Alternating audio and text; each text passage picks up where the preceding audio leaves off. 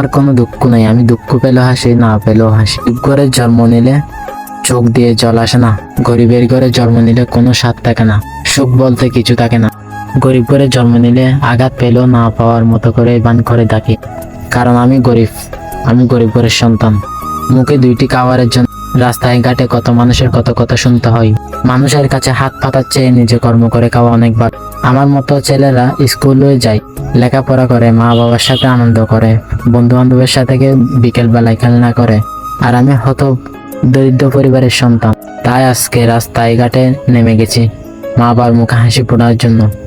কারো কাছে হাত পাতার চেয়ে নিজে কিছু করা অনেক ভালো। আমরা দুঃখ পেলেও হাসি, না পেলেও হাসি, কারণ আমাদের জীবনে সুখ বলতে কিছুই নেই।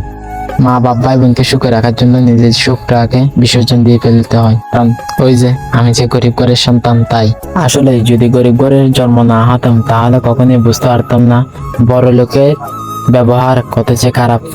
টাকা পয়সা থাকলে কি মানুষ কি ভালো হয়? ভালো আচরণ, ভালো ব্যবহারে মানুষকে ভালো মানুষের পরিচয় দেওয়া হয়। জানি না দুঃখ জীবন থেকে কবে শেষ হয়ে যাবে। সবাই এদের জন্য দোয়া করো।